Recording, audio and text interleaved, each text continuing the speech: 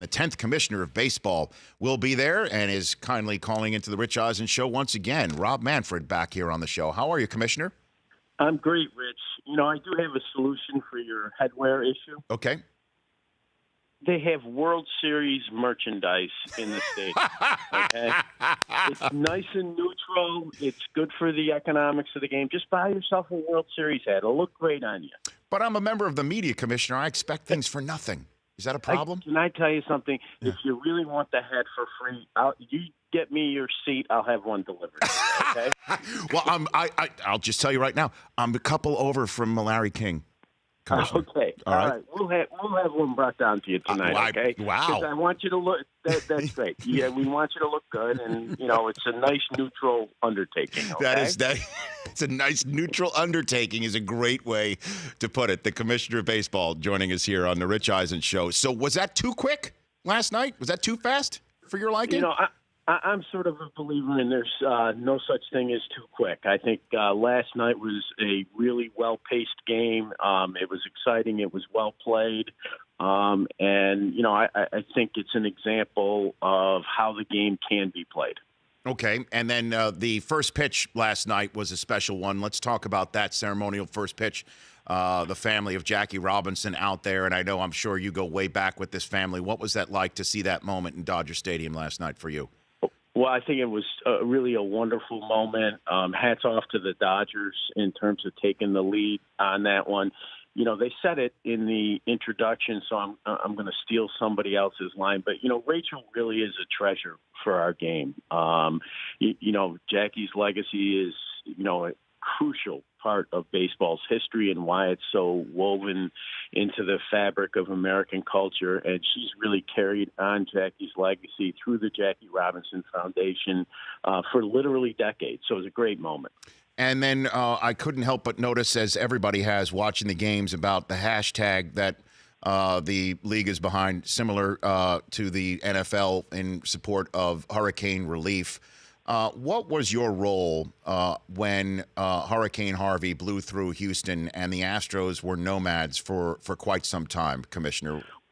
Well, we had two important things that we were focused on. First of all, because of the nature of our game, we had to figure out exactly how Houston was going to complete their schedule in a timely way.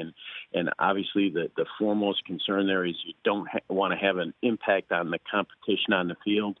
Hats off to the Rays for hosting Houston for the games that they couldn't play in Houston.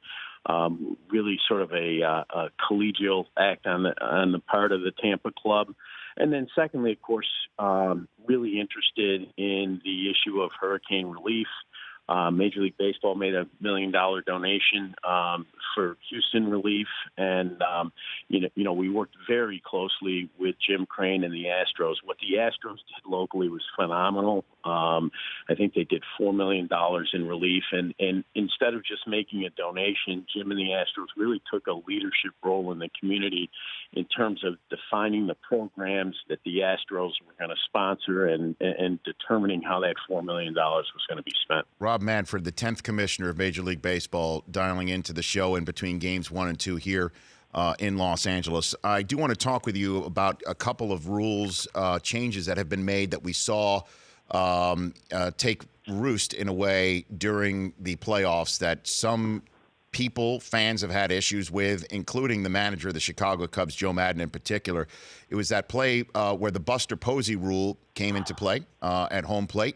And it was properly called, but it was a convergence of player safety and instant replay all at once to take a run away in a play that for over 100 years looked like good, old, hard, clean baseball. Is there any sort of sense amongst ownership, membership, and perhaps your office about changing that rule? Absolutely none. I think Joe Maddon is a minority of one on this particular issue. He has a catcher who has a habit of doing this with his leg. The Cubs were warned about it before they went into the playoffs. And, we think the rule has been really successful in that we have not had a single serious home plate collision that resulted in a catcher missing a material amount of time, and that's way more important than whether you get one run in one game. So there won't be any. There's not even a scintilla of a discussion about this. There is literally. I mean, other than Joe's comments, I am not aware of anyone who supports revisiting the issue of the home plate rule. And then there was the issue of instant replay. That again, it was a proper call upon further review of Jose Lobaton's foot just popping off the base at a crucial moment in that divisional series between the Cubs and the Nationals.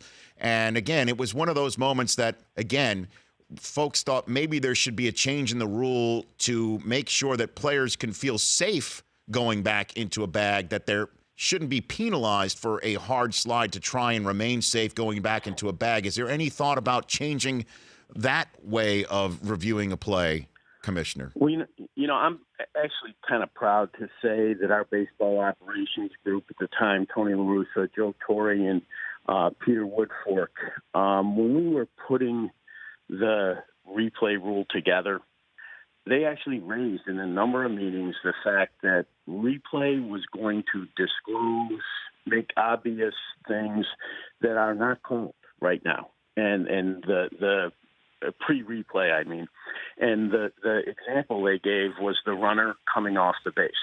And, we had long discussions about that. And, the conclusion we came to is if you're going to have instant replay, you have to call what you see on the replay. You can't instruct umpires to ignore some things that they see and call others. It's just not the way rules can be applied. And so while I understand it's a little different and that replay has caused a change in this area, I think it's a change that we foresaw and that we were prepared to accept, given the fact that, the vast majority of people wanted us to go to instant replay. Okay, so are you thinking of widening the number of plays that can be reviewed or keeping it static? What is your thoughts on moving forward, Commissioner? Look, I think that we have about the right mix of plays that are subject to replay review. I would be reluctant to expand replay to additional plays. I think, replay has an effect on pace of game, another issue that obviously we're concerned about. So I'm comfortable with where we are right now. Okay. And then in terms of one last thing with replay, Commissioner,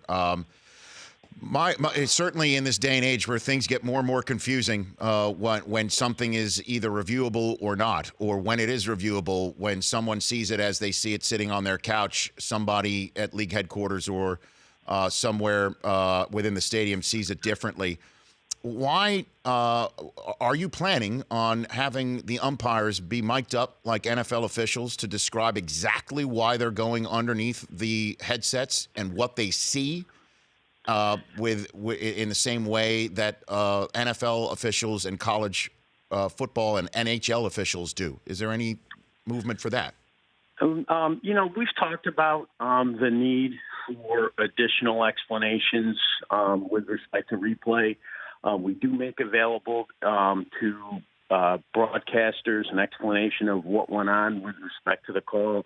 The idea of putting umpires on microphones, we have talked about and frankly have rejected on the idea that it'll just lengthen the replay review process and again be another delay in the game that we're not anxious to bite into. Okay.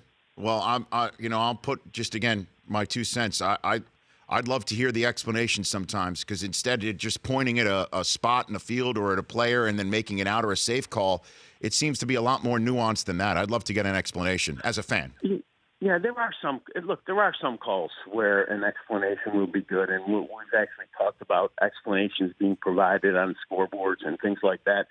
I think that's a more realistic solution from a timing perspective than the umpire getting on a microphone. Okay, maybe Joe West could make a song out of it. You know what I'm saying? I know you don't want to lengthen anything, but maybe he could sing. Maybe he could sing out, "Play Stands is Called" or something like that. Well, that would have some entertainment value. That's good. Hey, I'm just always trying to improve the game, Commissioner. You know that. I know that, Rich. You know that. All right. Thanks for calling in between games 1 and 2. And again, I don't know my hat size, but I would be more than anything adjustable. I'll take that. for sure. Okay, and we'll make that delivery tonight, okay, Rich? I look forward to it, okay? Me too. Thanks, Commissioner. We'll see you at the game. We'll see you at the game. Thank you. You got Bye-bye. it. You got it. That's Commissioner Rob Manfred. For more Rich Eisen Show, tune to Audience Channel 239 on DirecTV or download the Rich Eisen Show app.